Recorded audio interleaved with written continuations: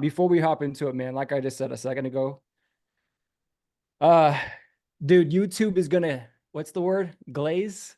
They're gonna say I'm glazing. They're like, this guy's glazing over this guy. He's a glazer. I can already see the YouTube comments, man.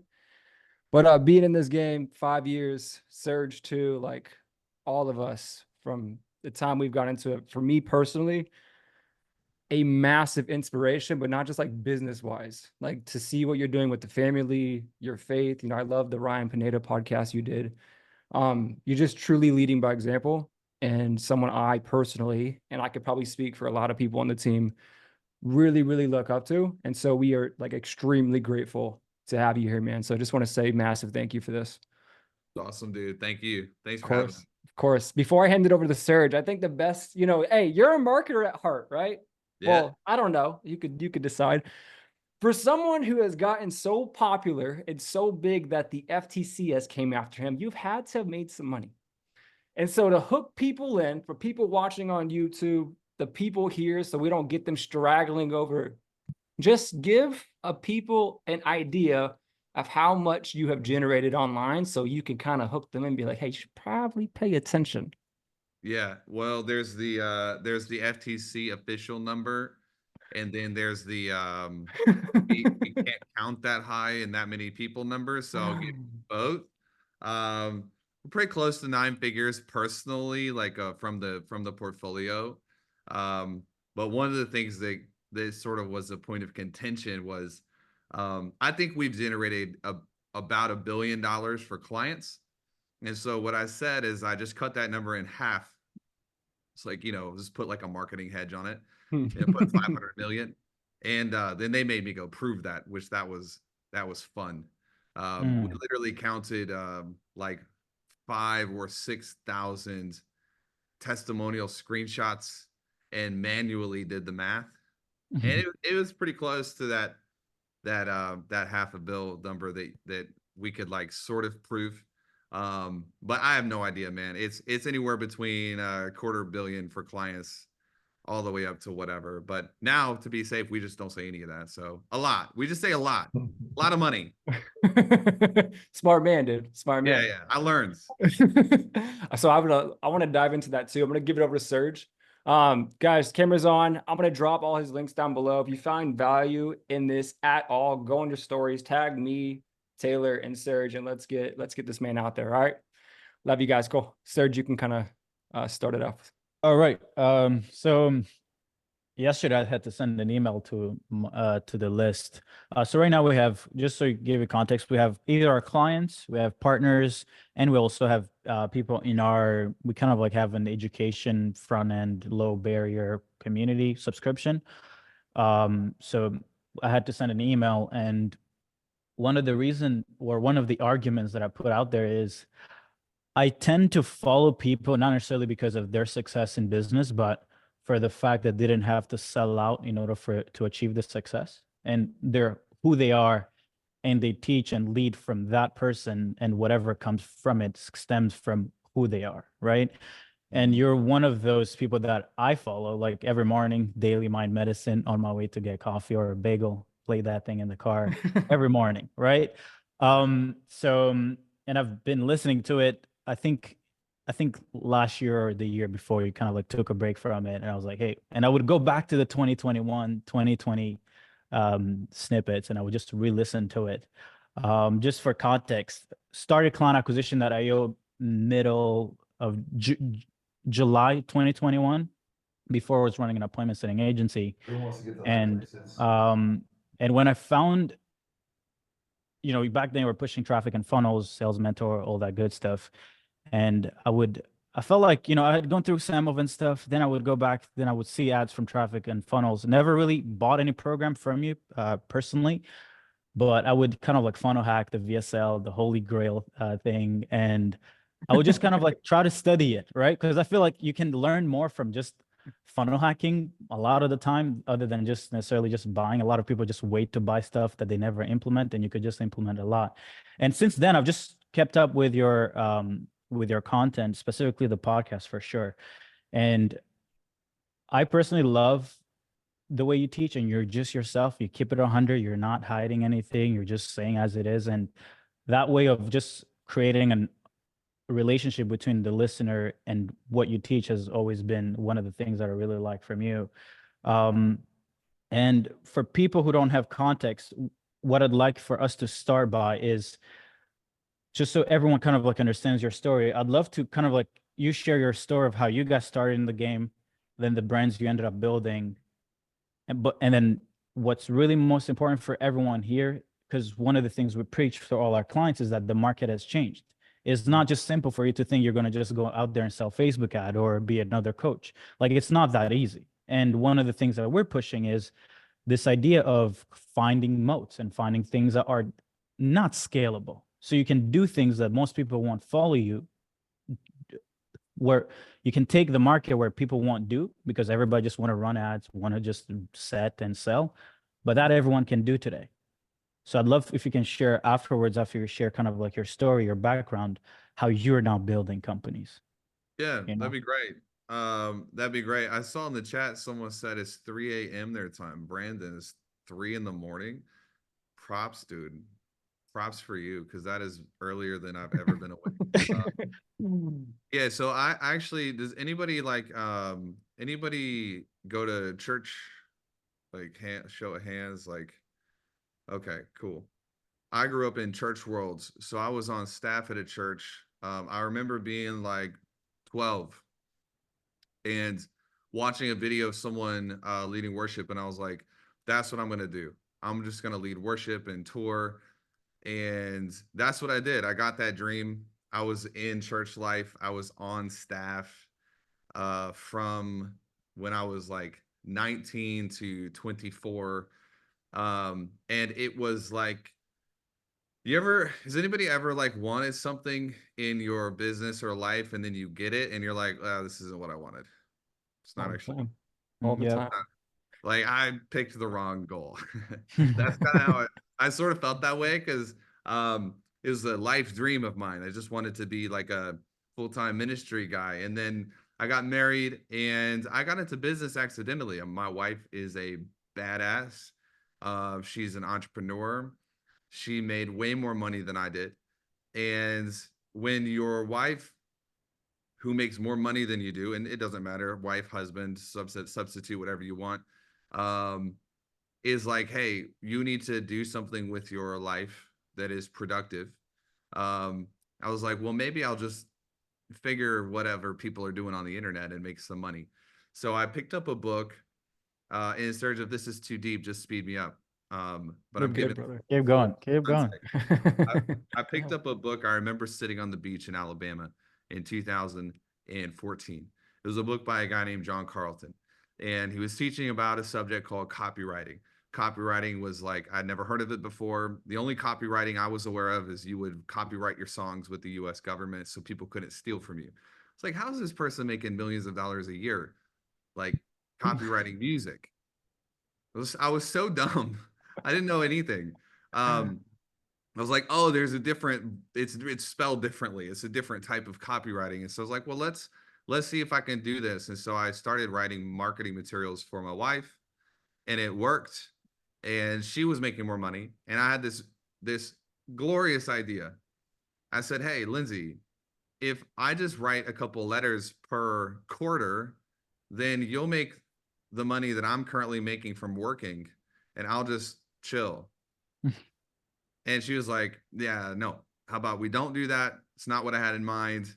And she was sort of like a prodding device. It's so funny how culture changes, because now we have a little bit of the inverse. Like, the younger generation now is like, yo, raw dog life, never sleep, never do anything, work weekends, sleep in a sleeping bag next to your computer. But this is 10, 11 years ago.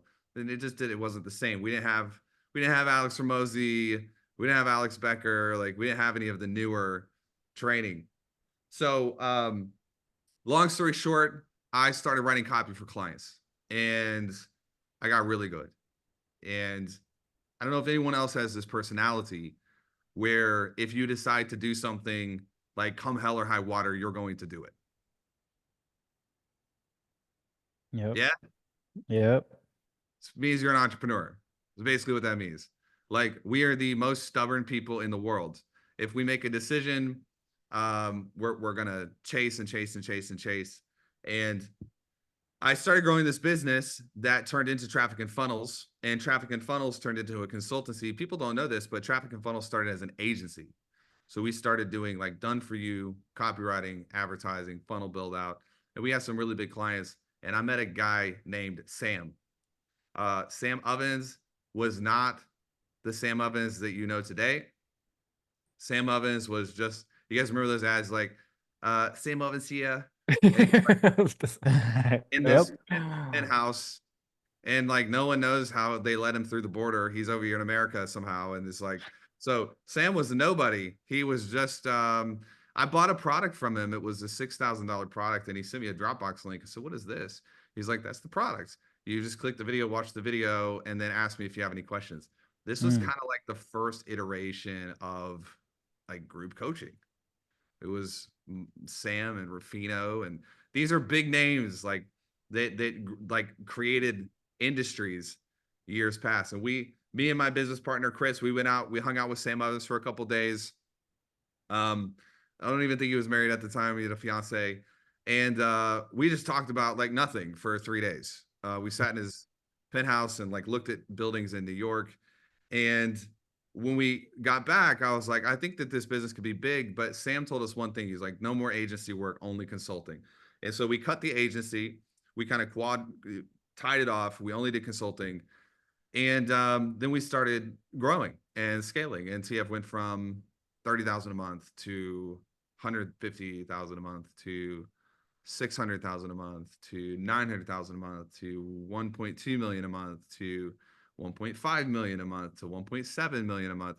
And then in the middle of that, I ran out of salespeople. So it's like, I need to build something where I can find more salespeople, because all the salespeople are losers, and I'm having to basically teach them how to do everything. So we started Sales Mentor. The Sales Mentor went from 10,000 a month to 500 a month to $1 million a month to $1.5 million a month. And they were like, we need to start something for advertisers. So we started Intelligent Advertiser, and that one started scaling. So before the portfolio, like everyone talks about, like I have a portfolio company, I read a book called King Icahn. There's a famous hostile takeover investor named Carl Icahn. And Carl Icahn was just buying companies and putting them in a portfolio. I was like, well, what if I just build them? This is like all before everything. We had no idea what we were doing. We were just like building companies, putting them in a portfolio, and they were all growing. And one day I came home. This is about 3.5 years ago. And Serge, it means a lot to me that, you know, you speak highly of the integration of family and business, but I had to learn that the hard way, because I came home one day and my daughter didn't want to talk to me, and my wife was like, yo, are you home this week? Are you not home this week? And I just realized that something had to change. In addition to that, at home, I started noticing the market changing. Sales were getting harder. Everyone else was doing the same thing. And you can probably feel this even now, like CACs are going up, CPLs are all over the board. And so I was like, you know, I'm going to take a sabbatical, which is like a ministry term. Like, I'm going to take a break, and 30 days, I'm going to take a break. And about a week into that 30-day sabbatical, we had just gotten the business valued, the portfolio at $78 million, professional valuation, because we needed some lending options. And I'm on a walk at the beach, and I don't know if anyone on here like talks to God or has a relationship with God, but I talk to God and he talks back, and he was like, you're going to give the businesses away. And I was like, zero chance in hell of that, Satan. Like, you're not God. This is not, God wouldn't tell me to do that. And I said, I'll make a deal. If this is actually God, you tell my wife, because I'm not telling her that, hey, babe, we went on a 30-day break and we're going back and we're giving all of our shit away. Like, that's not the program. And I get back and I say, hey, Linz, I think God may have told me this, but probably not. What do you think? And she starts crying, and she's like, God told me that 2 weeks ago, and I told him I wasn't going to tell you. I wanted him to tell you. And I was like, dude, I'm in deep shit right now, because God is telling me to do something that makes zero sense.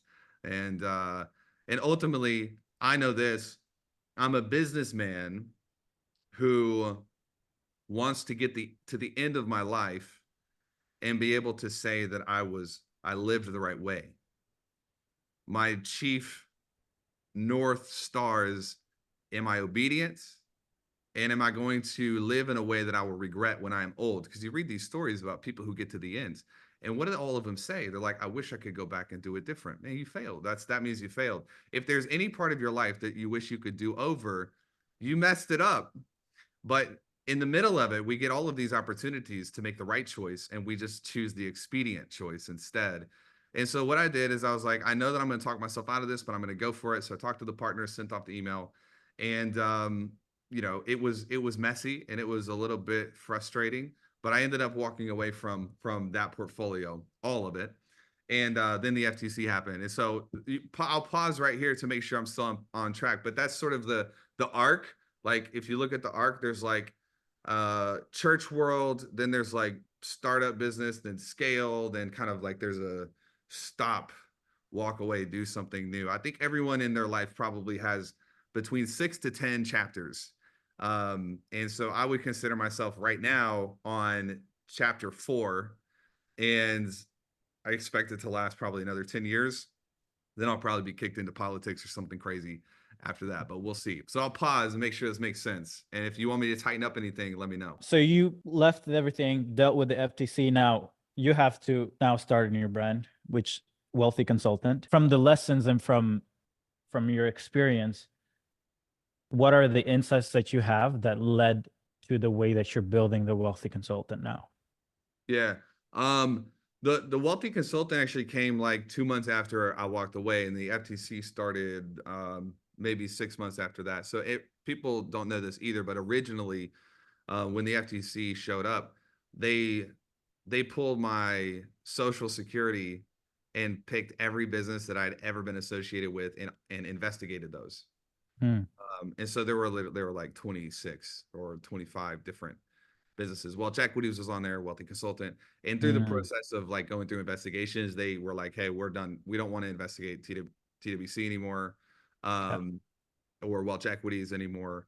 And so we had to build Wealthy Consultant in the middle of the FTC thing. And so what the FTC does is they basically say everything you've ever said pretty much in your life, we'd like you to prove it. And you have to go through, like they wanted every call recording that we have ever had. And I remember getting on the phone with our attorneys, and I said, I'm happy to give you these, but if I put 2 full-time VAs just downloading calls from HubSpot, and all they do 40 hours a week is download calls, put them in a Google Drive, full-time, it will take us 12 years to get all of the calls out of HubSpot because there are 720,000 of them.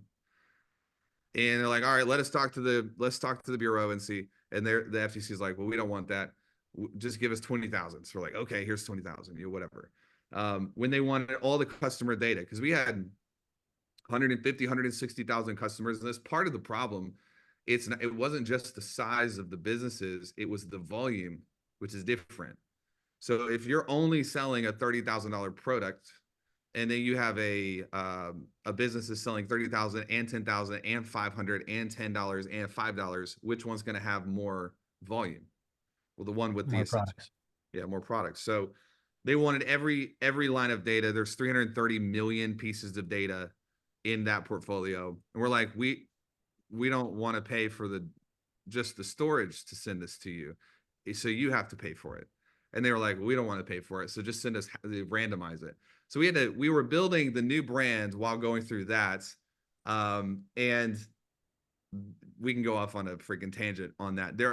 At first I thought it was impossible to build a business the way that they want you to build it, but it's not. You can do it. It just takes a special ability to craft marketing in a way that's not going to get you sued. And if you guys want to know about that, we can talk about it. If you don't care about getting sued, then proceed as plans, and we'll talk later.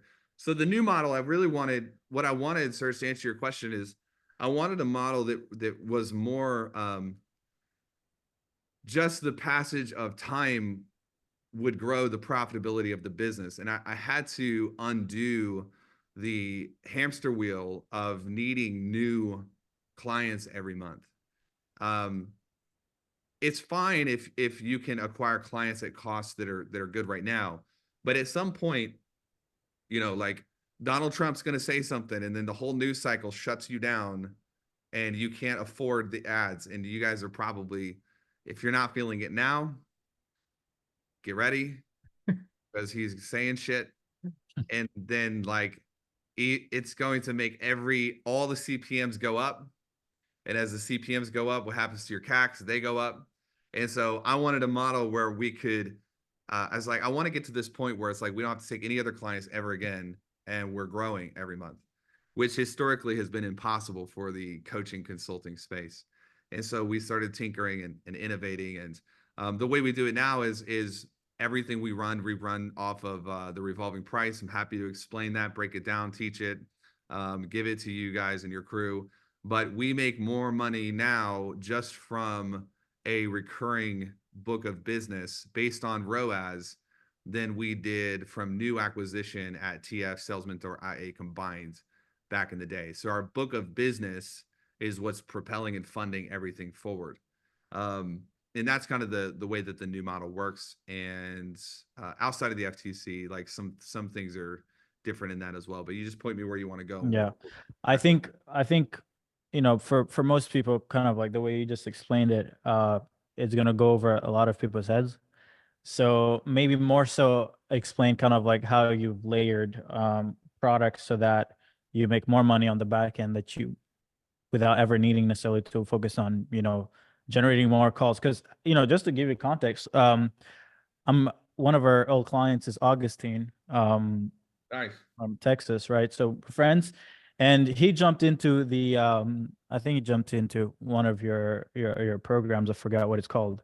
And he connected me, and I was like, okay, cool. Well, let me jump in, because I'm also trying to build more back end stuff and not necessarily try to focus on acquiring clients month after month. But and then he created a group chat. I was like, okay, cool. Can I get on a call? Can I get a pitch? And I was like, I never got a pitch. So I'm like, okay, well, something is going on here, because typically, if someone connects you with a prospect or someone interested, in a typical age is like, okay, cool, let's get you on a call, let's give you a price, let's, you know. But from you, like, I didn't necessarily get I'm selling anything. I didn't get put into any sales process, right?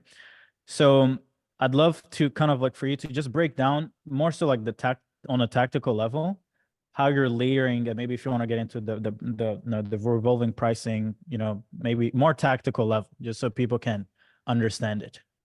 Right. Let's do that. Augustine's amazing, by the way. He's awesome. Yeah.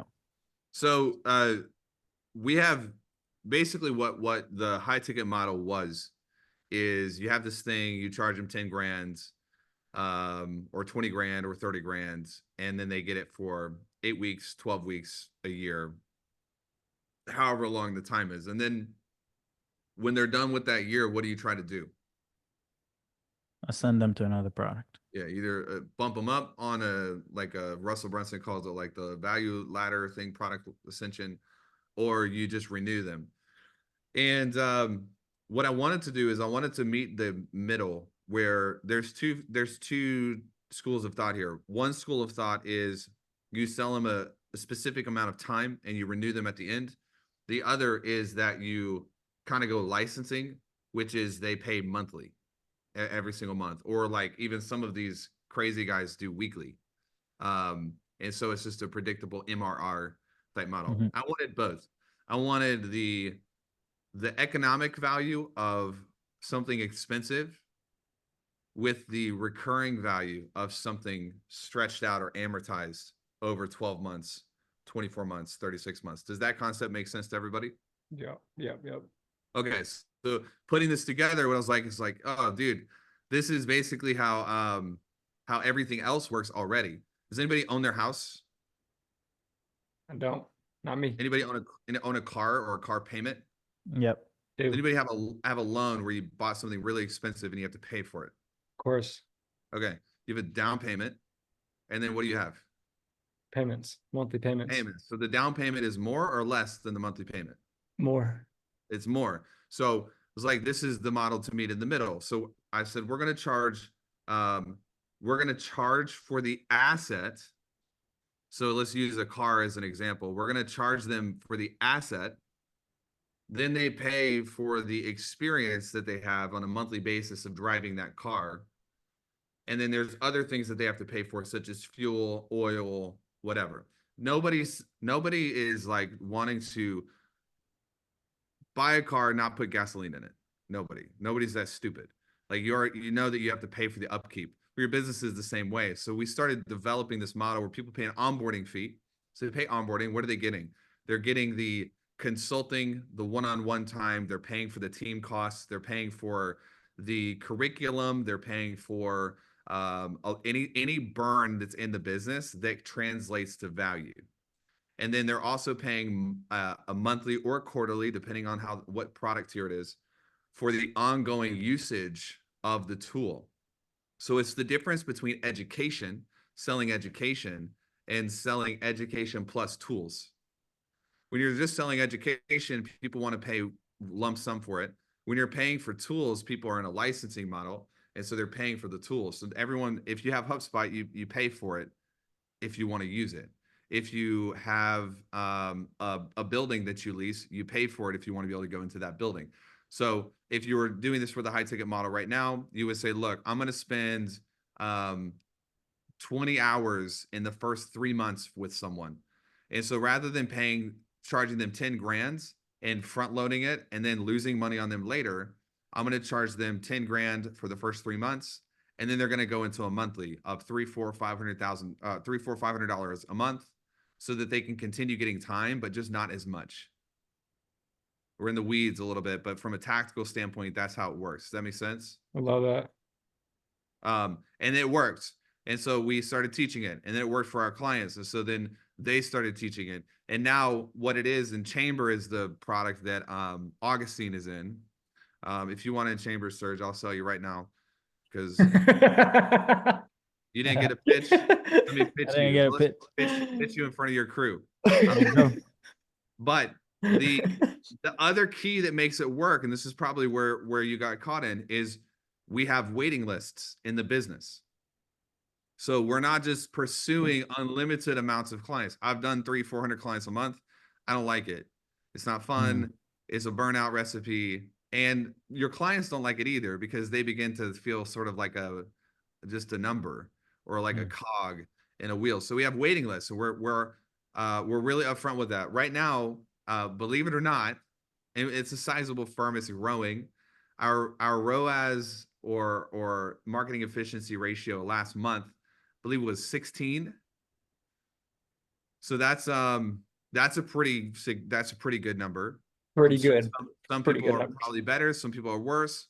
But we only take 6 Chamber clients a month. That's our current stack. And so as of right now, it's August 29th. We're almost done. As of 3 days ago, we're selling it at through the last week of September for our clients. So what happens when you get into this role like this, you're off of the hamster wheel, and we don't have to do anything in September. We're going to fill our roster up, and then you sell October and September. So you're a month ahead. On top of that, and you got to honor your waiting list. Don't be like, we're only going to take 10 clients, then you take 12, because then you got the FTC. Like you have to be real with people and honest with people. On top of that, we have the recurring book. We don't do contracts with, we don't tell people you have to stay for 12 months, you have to stay for 15 months.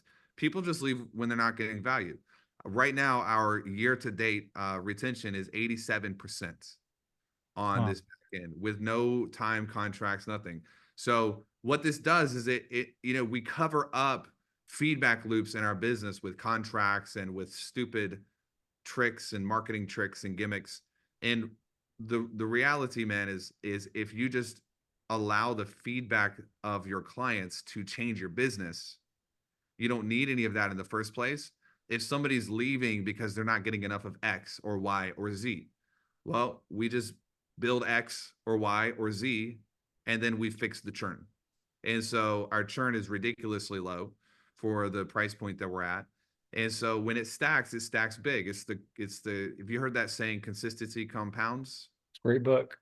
Yeah. So we're in that phase where, like, if you are running a business in a way that is transactionalizing people, you're getting money and your reputation decreases every time you take money, you're done. Like, they're going to lower the rates here in the next 30 to 60 days. Market's going to crash. It's okay, because when the markets crash, what do? They go back up. So everyone's going to be fine. But the only defense you have against market corrections is the relationship you have with your clients, which is a retention element. And that's where we're talking about moats. Try to take my staff, try to take my clients. I'm not gonna lock them down, but just do your best to take them. There's a moat in place that kind of creates this protection for the business. I think if you're not being poached by competitors, if you're not being poached by team or clients, then you're doing something wrong. So everyone should, like, your goal moving forward is to build such a good culture that other people are trying to take your salespeople. Other people are trying to take your operators. And when that happens, the market is a head on a swivel, and it kind of swivels around and starts looking at you. There's a lot there that we could go deep on. No, I feel like, I don't know if anyone has any questions, but I feel like that's yeah, please.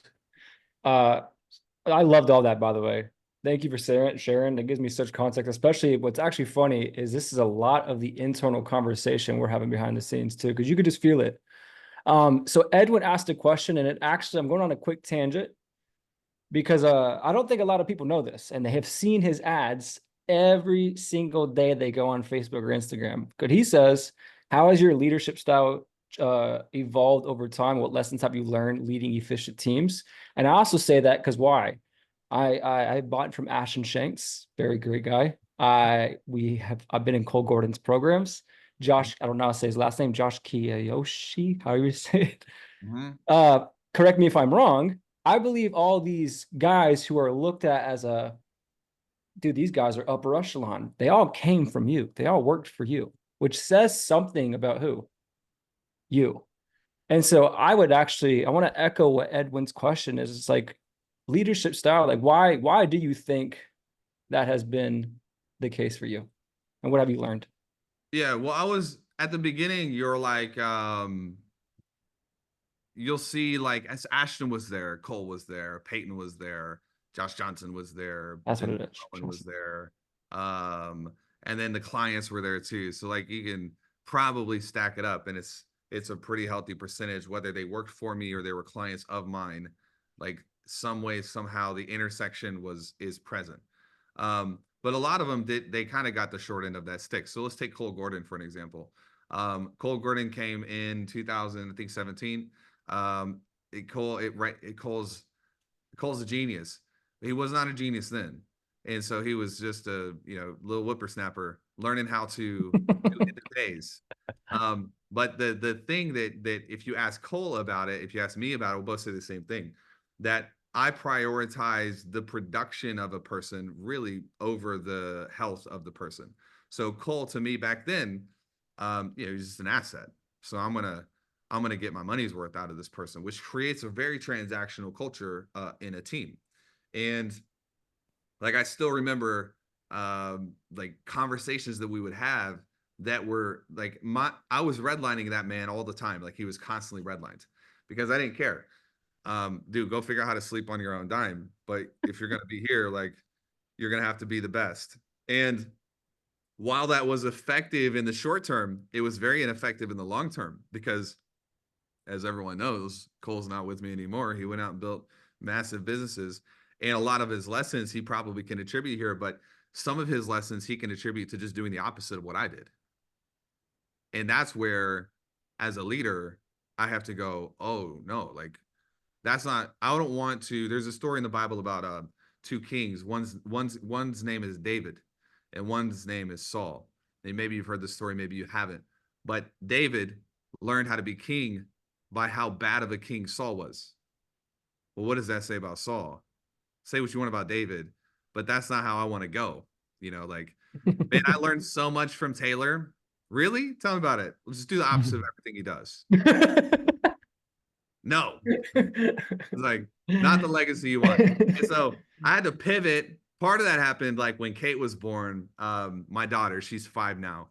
I I just had a moment where I realized like there was someone on our team and she wasn't doing a very good job. She was lazy. She was not retaining information. And one day I just went off on her. I was just like, if you're gonna be dumb, go work for someone else. Like I can find some competitors, like very, very, very aggressive, toxic. And I just sort of had this low key check where I was like, bro, if anyone talks to my daughter that way, I'll kill them. You know, like I'll sue them just for the fun of it. And I was like, oh man, it doesn't matter. It actually doesn't matter if I'm right or wrong, if I am disrespecting the other person's humanity when I am teaching them, when I am so toxic that, and that was something that changed for me. And now what you see, to answer Edwin's question, is if I have to count the cost of turning someone into a Titan. Not everyone's a Titan. Not everyone's an A player. And so there are a lot of people who will apply to work with us and they're good humans, but they're like C players. And I have to know that if I try to take someone from a C player to an A player too soon, it will break them. And therefore we probably will pass on them, because the speed of something is the tension of something. So we had this saying even back in the day, we still have it now with our salespeople. Like everyone wants to be close to the sun, right? Like Taylor's the team money, the golden child. Taylor's the one that turns nobody into Cole Gordon and nobody into Josh Johnson and nobody into Peyton. But don't get it confused. The closer you get to the sun, that shit's hot. It burns. And so if you don't have the right mental stamina to take it, then the last thing that I want is somebody really close and I'm constantly having to like fix their shit, teach them how to wake up in the morning. Don't pee on the toilet seat. That's gross. Close the door when you go to the bathroom. Don't fart in front of it. Like it's just stupid. But people do that every day. You all have staff right now. And it's like the mistake you just made is the equivalent of me like going and peeing in the middle of the street. Like, why are you doing this? Those are just the wrong employees. And so if we can't stick with someone for 10 years, and I ask this question when we're interviewing now, if I'm not allowed to fire this person for 10 years, would I still hire them? And if the answer is I don't know or no, we do not hire that person, because then it's going to turn into, we only have two options. Do I abuse them to fix them? Or do I just let them run rampant? And you don't want to even put yourself into that situation. That's a big change. I'm a little bit kinder now, Edwin. I'm a little bit kinder. Not much, but enough. I love it. One question that I had written down, because I heard you say this a while ago, and I'm asking this because I hear it all the time. You know, we have a lot of guys who are over 50K a month, 100K a month, but obviously there's a vast majority of them that are like somewhere between 0 to 10, 0 to 20. And they're always like, I don't know what to focus on. And I remember you talking about your 10, is it the $10,000 hour per task for productivity? Yeah. 1,000, 10,000, 100,000. Yeah. Can you give people some context on that? Because I get asked that all the time, and it's so important. Yeah, I think so. There's one addendum to that in the last 2 to 3 years. And so I'll start with the rule and then I'll give the addendum, which is the change. If you do something in that, like if you write a VSL and that VSL goes out and it makes you $3.5 million, and that VSL takes you 10 hours to write, then the hourly ratio on, let's see if we got people who are paying attention. What's the hourly ratio on that 10 hours of time? Dollars per unit of time. 350K. Is it 3 million? No, I'm not about to. I'm not about to look dumb. Ah. Let's go on YouTube, bro. Better call me the Glazer and an idiot. No. 350K. 350. So you got 3.5 million, 10 units of time. So you got 350K. So that would be something like, okay, well, that's a pretty good yield. I'm going to do that. But then if you're in there in support emails and you answer 100 support emails, it takes you 2 hours. You don't make any money. Let's say you save one deal in support for $10,000. What's the economic unit value of time for that? 5K. Is that more or is that less than 350,000? Less. Less. Far less. I think it's funny because we have like 70 people and 1, 2, 3, 4 answers. We just get, is it more or is it less? Come on, guys. Come on, guys. We gotta do There's- math. We gotta do He's math. judging y'all right now. He's judging. Yeah, I'm judging and I'm finding you. Okay, there we go. It's less. It's less. So knowing the economics of your time is a really big deal. And there are things that only the founder can do, but not that much. The things that only a founder can do is very narrow, like very, very, very, very narrow. So if you read a book, there's a book called The Big Leap. It's a great book. He talks about your zone of genius. Does anybody on this call know what their zone of genius is? And if you do, put it in the chat real fast. And I'm gonna be able to tell whether you know what your zone of genius is or if you're making shit up by how long it takes you to put it in the chat. Okay, connecting with people. That's okay. Hey, sometimes the greatest answer of all time is I'm not sure. I don't know. The most profitable answer is the right answer. So good. Building relationships, sales. Okay. So if you take everything you're doing in a week and you just have to time audit this, because I can guarantee everyone right now, none of you know what you're doing in a week. I can almost guarantee it. You have to time audit it because you're like, well, I do pretty good with my week. And then you time audit it and you're like, I can't find what I did for 3 hours. Well, yeah, bro, you're probably like just clicking through Chrome tabs back and forth, context switching. So when you audit it and you look at it, you'll find things on your list that are making you no money.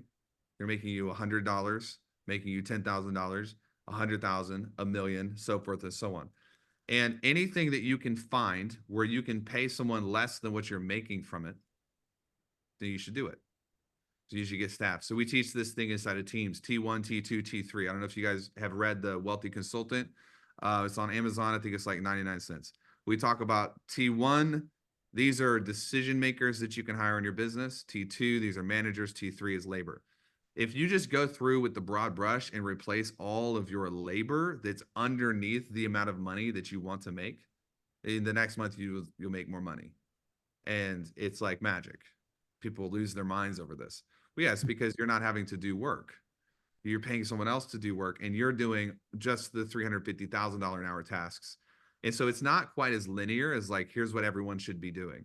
Then here's what everyone should be doing. Because Amy might have something totally different than Edwin that is her zone of genius.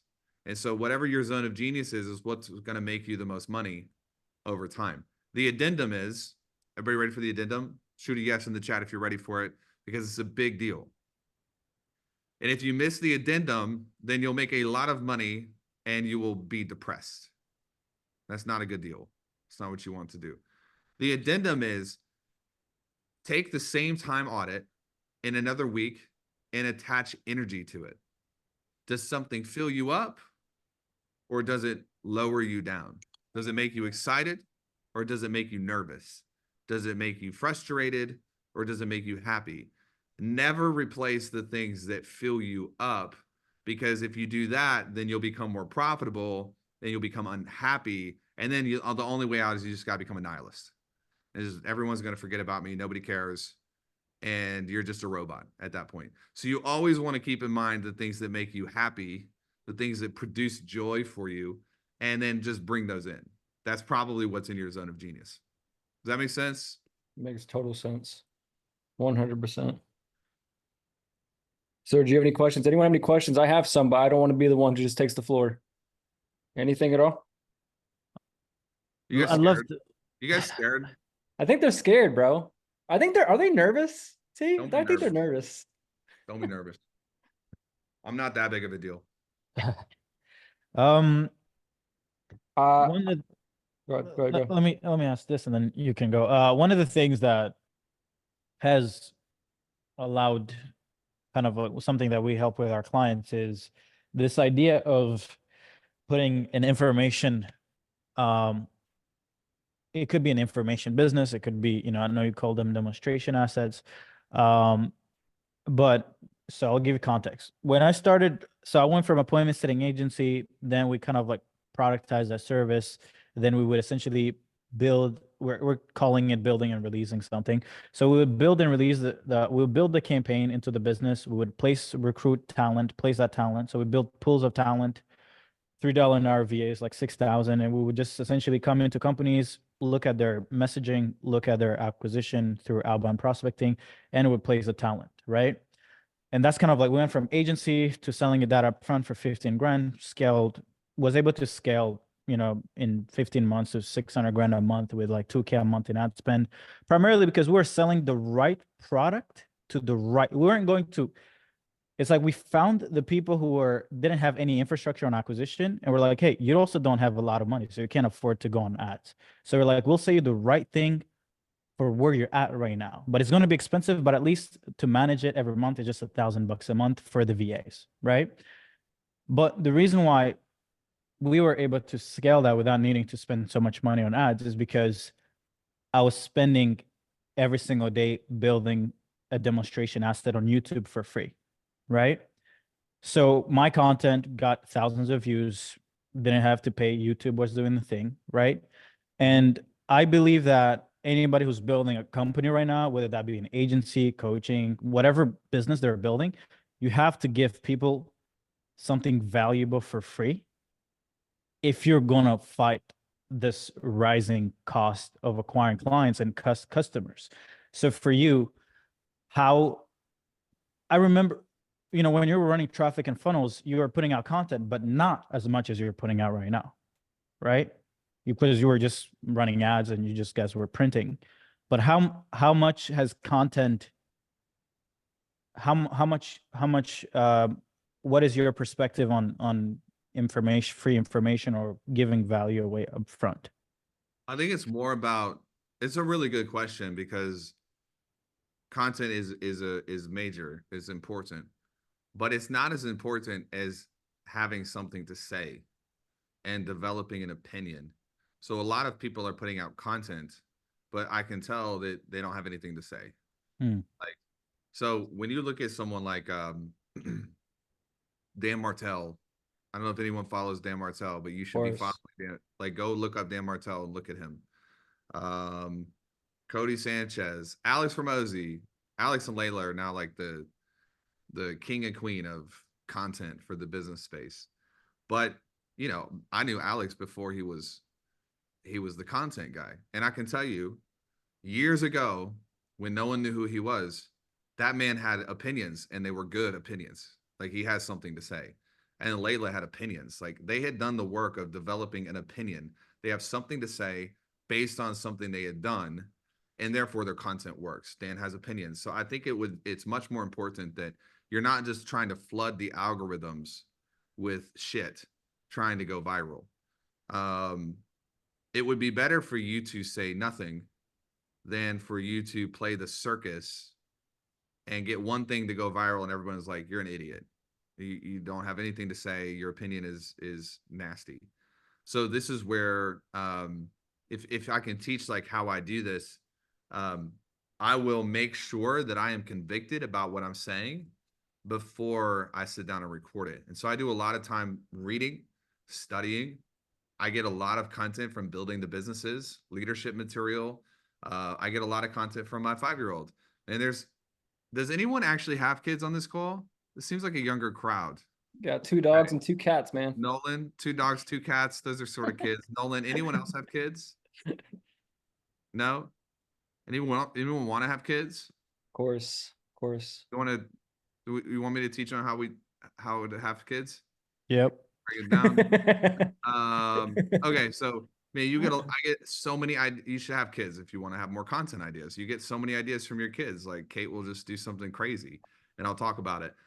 You want to talk about your life and be as authentic as you can. Like, Hormozi gets a lot of hate because they think he's like just a robot, but he's not. It's real. Like, that's how Hormozi thinks. It's sort of how he talks, and there's nothing wrong with it. It's who he is. Dan is real. These people that are blowing up, they're authentic. They're real. Cody Sanchez, real. So no amount of like algorithmic manipulation is going to get you what you want. Post content that you're passionate about posting. But I will take beef, and this I have dissension around the like everything give away everything for free, and then people will throw money at you. This isn't true based on just 6,000 years of history. We can disqualify this, and it's because we have muscle memory in how we make decisions. Has legit go with me on this because I don't want to lose anyone on this, and we only got 4 minutes. Have you ever smelled something and it reminded you of a certain experience you had when you smelled something similar, or a song comes on the radio and you remember where you were and it tilts the feelings that you have, almost takes you back? Our whole neurobiology is wired to this phenomena. This is why trauma exists. This is why PTSD exists. Like all of it's tied back to this. We are keeping data. And so what I want is I want the muscle memory of a person to be this. I give you money, you give me something better. I do not want it to be, I got everything for free and now I have the opportunity to buy something, but my entire muscle memory is just free shit. I don't like that equation. I'm not going to play that game. So what I do is there's a little bit for free, but if you want to get the hardcore stuff, you're an entrepreneur, play the game. You need to develop an excitement level to spend money to make money. That's how entrepreneurship works. That's how investment works. Your 1,000% return on $0 is how much? Zero. Zero. So you can put some skin in the game. It's a disservice to my audience to just give them everything for free, because it's teaching them. It's like when you have a kid and you shelter them, and then they get to the real world and they're like, holy shit, and they just lose their minds. It doesn't mirror nature. It doesn't mirror what's real. So what does mirror what's real is if you want the car, you pay for the car, you pay for it, you get value in exchange for money. So that's why Serge, I don't play that game. I got everything to sell you. Like I'll sell you, what do you want? I'll go make it right now. And as you buy, you're like, man, this is way better than what I thought it was. And then when the next thing comes open to buy, it's like, well, I got a great return on the last one, so I'm going to buy this one next. And that muscle memory kicks in. As long as your products don't suck, it's a great way to do it. If your products suck, you completely destroy your reputation. 100%. When you pay attention. Dude, I know we're wrapping up on time. We want to be mindful of it. No, Sandra said you got a meeting right after this. I want to end it rapid fire, last 5 questions, and I want to open the floor, have you shout out any cool things you're working on so people here and on YouTube can see. You ready? Yeah, let's go. Favorite business book and also overall book. Favorite business book, Jim Collins. I think it's got a yellow cover. It's called, I think, BE 2.0. Okay. I'll text it to you though, because I can't remember the title right now, but okay, Jim Collins is sick. Beyond Entrepreneurship. Yeah. BE 2.0. Got it. What about overall book? Just your favorite book in general. 48 Laws of Power. Love it. What CEO or founder are you following or studying right now? Elon Musk. Just like the rest of the world. Oh yeah, for sure. Favorite online tool that you're using right now to build a business? Evernote. Love that. One thing that has made everything easy in your life? God. Love it. Something you wish you knew back when you were 20. Could be 1, 2, or 3 things. Relationships are way more important and way more profitable in the long run. You said 2 or 3 things. It don't matter. It's fine. So that's it. Unless you got more. Let's just stick with that. Relationships are the key to everything. So that's the biggest thing. Last one. I know this game is tough. It's stressful. You're going to get punched in the mouth. Was it worth it? 100%. 0 doubts. Love it. I love it, man. Dude, you've been awesome. Is there anything you want to shout out? Anything cool you're working on? We've already plugged all your socials, but anything else for the people? Yeah, I think we do a lot of events. If you guys want to ever hang with us, I think we're doing a virtual event. We go 8 hours, 8-hour marathons. A lot of reprogramming, a lot of mental elements, a lot of tactical stuff. Like some of the tactical stuff, Serge, we were talking about, we have more time to go into them. We can send you links to that. We should just be JVs on some of that, guys. The YouTube right now. I saw some questions about God. Just go to the YouTube, the deep end. We dive into it. God's a great business owner. So there's a lot of secrets inside of that for how to be a better business owner. Love it. Thanks, Taylor. Thanks for jumping on. Thanks for making time. And yeah, we should definitely build stuff soon together. I think Man. there's a lot of work. There's more money to be made. Sign me up. More- All right, guys. Love you All right, guys. take care. Bro, have a Ciao. good one.